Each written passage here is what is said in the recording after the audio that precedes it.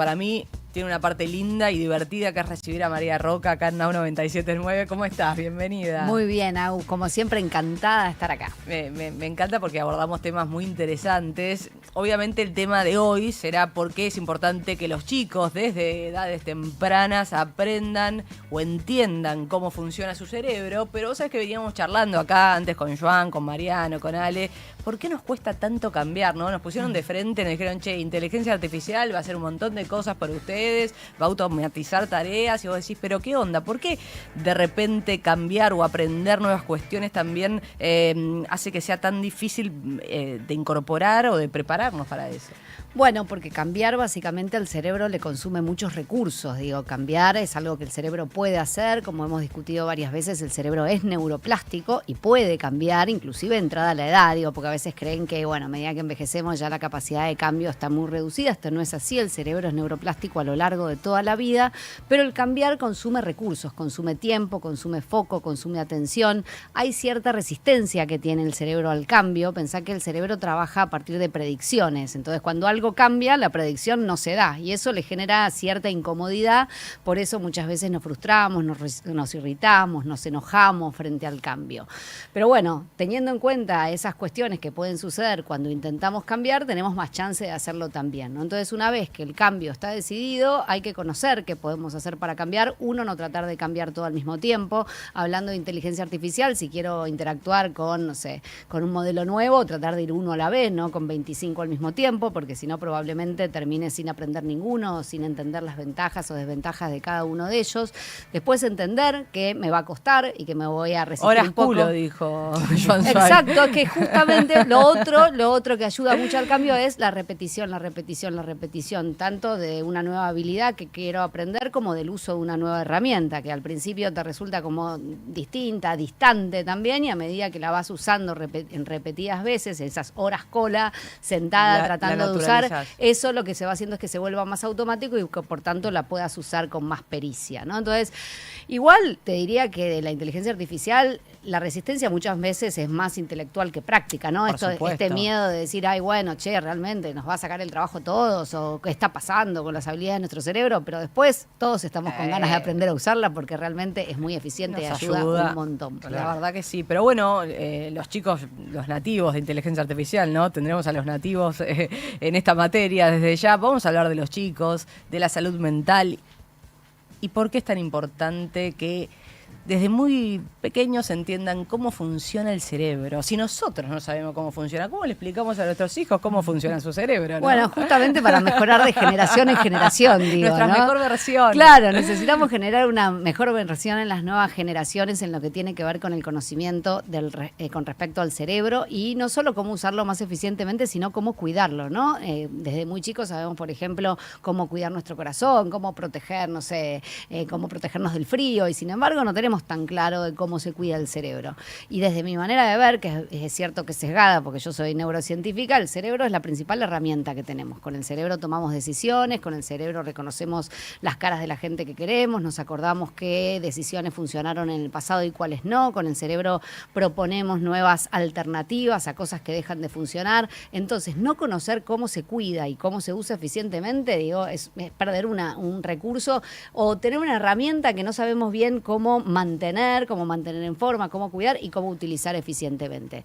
Y como me imagino que habrán discutido cuando hablaron del tema de cambio, sabemos que cuanto antes se desarrollan los hábitos, más fuerte es después su sostenimiento, ¿no? Entonces, yo siempre digo, a mí me cuesta mucho el ejercicio físico, es algo que hemos hablado varias veces acá en el programa. Si a mí desde niña me hubieran hecho cada día que llegaba al colegio correr una hora, hoy no sería para mí una pregunta si hago o no hago ejercicio físico. ¿Le echás la culpa a tus padres? No, bueno, a mis padres o al sistema educativo, pero sí, un poco sí. Entonces me parece que muchas veces los grandes cambiamos porque los chicos nos piden cambiar, ¿no? Entonces, si nosotros le explicamos a los chicos cuáles son los hábitos de salud cerebral que es importante que tengan en cuenta para cuidar esta gran herramienta que tienen. Y además que entiendan cuáles son los trucos que tiene esa herramienta. Como los modelos de inteligencia artificial tienen trucos, bueno, el cerebro también tiene trucos que si entendemos cómo funcionan, los vamos a poder usar más eficientemente, ¿no? Entonces me parece a mí que cuanto antes empecemos esta conversación con los chicos, sin duda van a ser más hábiles en el manejo y el cuidado de su cerebro. ¿Cuáles son esos trucos? Porque claro, no viene con manual de instrucciones esto, el cerebro, pero ¿cuáles son esos trucos o esas cuestiones que sí tenemos que saber y conocer? Bueno, lo primero es cómo se cuida, que es lo mismo que hablamos siempre, pero decírselo a los chicos también, ¿no? Porque muchos de los que hacemos divulgación en ciencia le hablamos siempre a los grandes, los programas de radio son para los grandes, no sé, las charlas son para los grandes, la parte de mis redes me sigue toda gente grande. Entonces, ¿cómo haces para que eso llegue a los chicos? Primero, estar listos para salir del laboratorio, estar listos para salir del consultorio e ir a hablar también a los jardines, a las escuelas, con literatura para niños y con el lenguaje de los niños. Claro, sin usar palabras difíciles. Hablar de neuroplasticidad, ¿no? Ya alejas un montón, sí. Exacto, es requete difícil. Yo creo que, o por lo menos la herramienta que yo uso es la práctica, el ejercicio, el experimento, ¿no?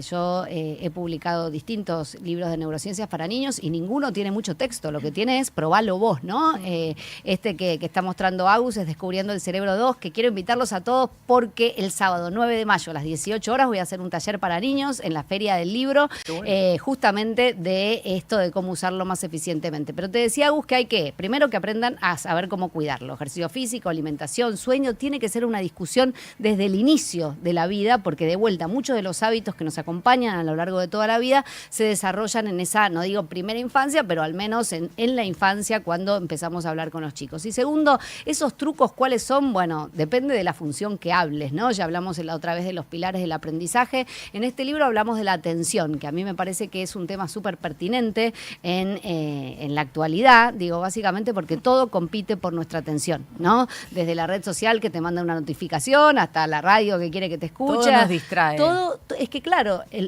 llamar la atención de las personas, del público, lo que fuera, es el principal recurso con el que puede contar desde un medio, desde un divulgador. Entonces todos están tratando de llamar la atención de los chicos y de los grandes. Entonces entender la importancia que tiene que mi atención la dirija yo y que no la dirija el ambiente, ¿no? Poner la atención donde yo la quiero poner. Está perfecto si vos querés poner, no sé, la atención en X canción o en las redes sociales, pero tenés que ser vos quien maneja tu atención. Y para eso tenés que entender cuáles son las cosas que te distraen. Entonces, que entiendan eso, que en general las cosas, qué sé yo, desde muy grandes, muy luminosas, con mucho ruido, distraen, que también distraen aquellas cosas que salen de contexto, ¿no? Que te sacan de la manera típica de pensar. Que en general hay distractores internos y externos, eso a mí es algo que me encanta explicar, que no siempre son ruidos o notificaciones que te llegan en el celular lo que te distraen, sino muchas veces es una idea, un pensamiento, un recuerdo, y cómo hacer para que eso no te saque del foco de lo que estás haciendo en este momento, ¿no? Y en ese sentido me parece que también hay algo para hablar con los chicos, que es del uso de las nuevas tecnologías, ¿no? Que hay toda una discusión, bueno, nuevas tecnologías para niños sí, nuevas tecnologías no. Estamos completamente de acuerdo con la Sociedad de Pediatría, que antes de los 2 años no se recomienda ninguna pantalla, pero bueno, después un poco... En la práctica después eso no nos es como está tapar dando el mucho, sol ¿no? con las manos, digo. Entonces, desde mi perspectiva, que aclaro que es personal, digo personal con mi recorrido científico, por supuesto, bueno, es una herramienta que va a estar disponible, ¿no? Y lo interesante sería que aprendan a usarla saludablemente, y no usándola no van a aprender, porque se requiere, digo, de el uso práctico para usarla saludablemente. ¿Qué quiero decir con esto? El no usarla en momentos en que no hay que usarla cuando hay que usarla, entender el cómo, para qué, el cuándo, en qué se puede equivocar un modelo de inteligencia artificial y en qué suele ser muy útil. Digo, todo eso que yo llamo bienestar digital, ¿no? Digo, cómo no es bueno usarla antes de acostarte, cómo no es bueno tener los teléfonos arriba de la mesa cuando estás hablando de algo importante, cuando estás cenando, ¿no? Entonces me parece que esa es una discusión que vale la pena, porque muchas veces las tecnologías pueden ser como herramientas que potencian el funcionamiento del cerebro. Hoy guardamos mucho más teléfonos que los que podríamos guardar en nuestro cerebro, pero solo si las sabemos usar saludable y eficientemente. Pero todo eso precisa de educación. A y ese bueno, chico, y para educación, un padre, una madre le tiene que decir a esta hora sí, a esta hora no, o usalo ahora, o déjalo de usar. Digo, también una lo vas madre, entrenando para eso. exacto, o el una colegio. madre, un padre, una escuela, una sociedad, digo, Una empresa también. una empresa, las costumbres. En el otro día leía un trabajo que no necesariamente es científico, pero sí es un reporte interesante que tiene descrita metodología como para que tenga cierto sustento, que los líderes que hablan más con sus equipos acerca de cómo usan la inteligencia artificial y para qué la usan, tienen equipos menos estresados. Y me pareció súper interesante, ¿no? Porque como hay todavía cierta vergüenza en el uso. Ponerlo en la mesa más. Ponerlo sobre la mesa y decirle para qué sí y para qué no, ¿no? Porque... Y está bien si lo usas para esto, porque si no te sentís como, uy, lo hice con inteligencia artificial, no lo contemos, ¿viste? Claro. No, y al revés, si sos el líder, decís, che, yo mira, para corregir estos errores de tipeo, para traducir este mail al inglés, inclusive para pensar el título de la siguiente columna lo uso. Y después, sí, por supuesto, me hago cargo de todo lo que viene después. Eso es... no digo educar, pero sí capacitar y además da una tranquilidad a los que trabajan en el propio equipo y saca esto de, es algo de lo que no hablamos porque como si no hubiera mérito en el uso eficiente de la inteligencia artificial. A mí me ha tocado hablar con chicos de secundaria y preguntarles, ¿alguno usó chatbots? Y están todos... No se animan a decir. Y uno ¿De en el secundaria? fondo... De secundaria. ¿Y no? Y uno en el fondo No, dice, sí dale, usaron. digan la verdad. Todos usaron. Todos usaron. Todos. Todos ¿Por qué usaron. es un tabú? Y Porque es hace... un tabú, porque es medio tabú en la educación en general. En la educación, en las empresas, en la Porque vida se siente en que estamos general. haciendo trampa con algo. Claro, porque Claro, sienten porque- en vergüenza, sienten como en falta, sienten como que están en falta. Sí, igual yo creo que, no sé qué pensás vos, pero me imagino que es algo que va a ir evolucionando con el tiempo, ¿no? Porque hoy nadie pretendería hacer cálculos complejos sin usar el Excel, digo. Entonces, la calculadora. O la Sí. calculadora, exacto. Fue tiempo a tiempo, ¿no? Entonces, a mí me parece que hay una cuestión como cuando uno entrega el producto de algo que quizás fue mejorado con inteligencia artificial, no sé, la presentación de una estrategia, un plan para, no sé, justo yo estaba trabajando en una encuesta que estamos haciendo, ¿no? Bueno, pareciera que uno trabaja muy rápidamente, muy eficientemente, entonces como que, bueno, no es que parezca que lo hice yo, pero digo, decir que usé IA pareciera Como que que te baja el precio, como ¿no? que le saca un poco el precio. Yo creo que es un gran error, porque eso es no entenderlo como una herramienta. Si vos lo entendés como una herramienta, lo mejor que podés hacer es enseñarle a tu equipo, primero aprender vos a usarla eficientemente, y para eso tenés que saber en qué se puede confiar y en qué no se puede confiar en la IA. Yo siempre hago con mis alumnos de la universidad el mismo ejercicio. Pregúntenle algo de lo que saben mucho. Porque ahí te vas a dar cuenta cómo se equivoca, ¿no? Totalmente. Distinto es usarla para de vuelta. Son múltiples. Ordename esto por fecha. Decime, yo estaba planificando cómo llegar a la mayor cantidad de provincias o cuánta gente tenía que llegar por provincia en esta encuesta que estoy haciendo de salud cerebral y me hizo el cálculo de poblacionalmente, digo, según el último censo del INDEC, claro, bueno, en la Argentina tal proporción está en Jujuy, tal proporción está en San Juan. O predictivo, claro. digo, eso, ¿sabes lo que tardaba yo yendo a buscar el INDEC, haciendo la cuenta? Entonces, hay que saber para qué sí y para qué no. Y yo creo que, como decía Joan, en realidad, en todos los aspectos de la vida, pero si los adultos no hablamos de esto directamente con los chicos, bueno, el aprendizaje no directo también es complicado a ese respecto. Entonces, Claro. hay que hablar de cuándo sí, cuándo no, y para qué sí y para qué no.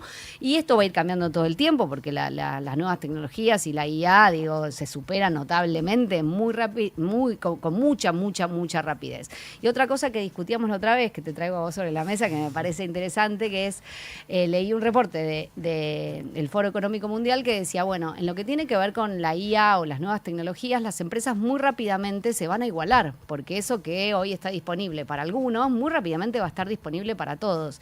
En cambio, los cerebros que forman parte de esa organización, que son los que saben usarla, cómo, deciden para qué, saben cuál es el límite, cuál no, esos son los que van a hacer la gran diferencia. Porque eso la organización lo tiene o no lo tiene, no es algo que decís, bueno, perfecto, hago una capacitación Por de esto y eso, listo. para mí, el error de muchas empresas que de manera acelerada han despedido gente porque dijeron esto total lo resuelve la inteligencia artificial y hoy dicen, epa, pará, creo que nos IBM. equivocamos. Sí, por ejemplo. Desconocía el tema de IBM, pero bueno, sin duda para mí hay una reflexión que no puede quedar implícita, que tiene que ser explícita y que tenemos que estar dispuestos a hablar, conversar y generar, digo, ya sea a nivel familia, normas a nivel familia o buenas prácticas, digo yo, a nivel familia, a nivel equipos de trabajo, buenas prácticas también, a nivel sociedad, buenas prácticas también y digo, no es algo que está hecho de tal manera que no necesariamente que esté disponible va a generar hacer la práctica saludable. Para eso tenemos que detenernos, pensar qué es saludable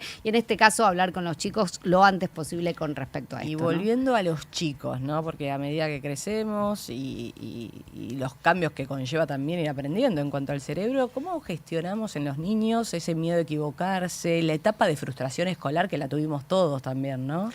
Bueno, primero entender que el equivocarse es parte del aprendizaje, ¿no? Que esto también nos cuesta mucho a los adultos. Hoy el mundo es muy incierto, entonces es muy... siempre va a haber parte de equivocación en el camino y entender que el error es informativo también, ¿no? Que si yo digo, bueno, mira, estudié la noche anterior y no me fue bien, yo puedo quedarme con, uy, qué fiaca, no me fue bien, me siento mal conmigo mismo, decir, bueno, ¿qué puedo aprender de esta situación? Cuando estudio la noche anterior no me va bien, digo, tratar de aprender de cada situación nos saca de ese lugar de frustración y nos pone en un lugar activo y que además mejora nuestro recurso en el futuro. Y esto me lo digo a mí como adulto, ¿no? Porque muchas veces, digo, uno, no sé, terminás una columna y te quedás con todo lo que hiciste mal, es inmediatamente tratar de hacer ese shift de mapa cognitivo y decir, bueno, está bien, esto no salió bien, porque el que no se da cuenta que se equivoca también tiene un problema, ¿no? Ajá. Entonces, esto no salió bien, ¿por qué creo que no salió bien y qué puedo hacer diferente la próxima? Y esas son cosas que también tenemos que entrenar a las personas en las empresas y a los chicos en las universidades y en las escuelas, ¿no? Porque realmente es usar eficiente y saludablemente su principal capital, que es para mí, obviamente, el cerebral. Sí, pero bueno, frustrarnos, nos frustramos todos. Es parte del camino. Hay que saber gestionar eso, ¿no? Y no quedarse con el error nada más. Hay un efecto que está descrito científicamente que se llama, yo lo traduzco en castellano, es el ya fue, que es el what the hell effect, ¿no? Como, no sé, venía haciendo tal dieta y bueno, nada. Se fue a la mierda todo. Se fue a la mierda, entonces la abandono y... No, reconocer que existen ese tipo de efectos, esas trampas del cerebro, es lo que te hace volver a tomar el control más rápidamente, ¿no? Y entender que equivocarse es parte del camino. El auto boicot. Sí, ¿no? Eso es lo primero que hay que trabajar y el cerebro es capaz de modificarse a sí mismo. Que no te frustres también. Y que eso es lo más difícil. Claro, lo más difícil de eso. Salir de eso y ver el lado positivo. El vaso medio lleno en vez de medio vacío, ¿no? Sí, hay gente que es naturalmente optimista, hay gente que es naturalmente pesimista, pero uno puede entrenarlo. Yo soy naturalmente pesimista, siempre cuento lo mismo. Y mi compañera de trabajo, la doctora Teresa Torralba, es naturalmente optimista. Y entonces ya sabemos las dos que la respuesta suele estar en el medio, ¿no? Entonces yo cuando veo todo lo negativo hago el ejercicio de ver lo positivo. Y ella cuando ve todo lo positivo hace el ejercicio de ver lo negativo. Y probablemente ya como ejercicio sea bueno, sea saludable y sea efectivo. Y bueno, después veremos a dónde está, pero en general está en el medio. Un solo concepto que todo niño, adulto también debe saber para ser un poquito más feliz en cuanto al cerebro, ¿no? ¿Qué herramienta nos da o qué tenemos que conocer sobre la mente para estar un poquito más contentos? Bueno, es difícil porque siempre termino en lo mismo, que además no es lo que yo hago, pero no importa. La clave está en que el cuerpo es integral, digo, ¿no? Y la mente es parte de un cuerpo integral y de la salud integral. El ejercicio físico, la alimentación y el sueño son fundamentales no solo para el cuidado de nuestro cuerpo, sino también para la felicidad. De todas formas, si cuando uno va a los estudios científicos con respecto a la felicidad, hay uno que se llama el estudio longitudinal de Harvard, que es de los más largos que tuvimos, que tiene generaciones y generaciones, y para decir algo distinto a lo que digo siempre, lo que marcó una gran diferencia es los vínculos, por supuesto, las relaciones, ¿no? Agarraron a chicos cuando recién entraban a la universidad y les preguntaron qué creían que los iba a hacer feliz en el futuro. Y todos decían el dinero, la fama o lo que fuera que pensaran, ¿no?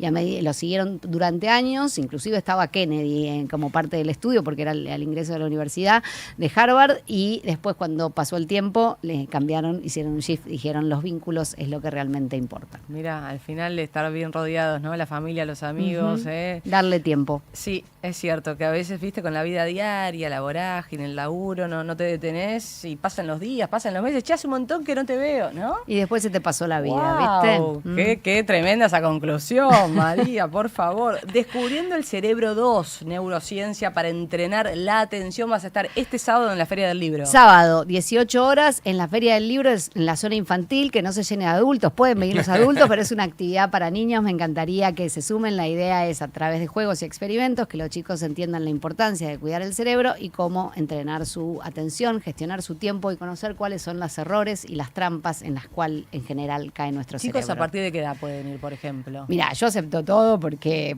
me parece importante que venga mucha gente. Ponele desde los 5 hasta los 14 que tiene mi hija, está bien. De todas formas, de vuelta, si es un año más, un año menos, soy muy flexible, he hecho esto varias veces, así que creo que va a salir bien de todas formas. Y de vuelta, ¿no? Los padres o los adultos que los acompañen también probablemente aprendan mucho con respecto a lo que tenemos que decir. Linda actividad este sábado entonces ahí en la Feria del Libro.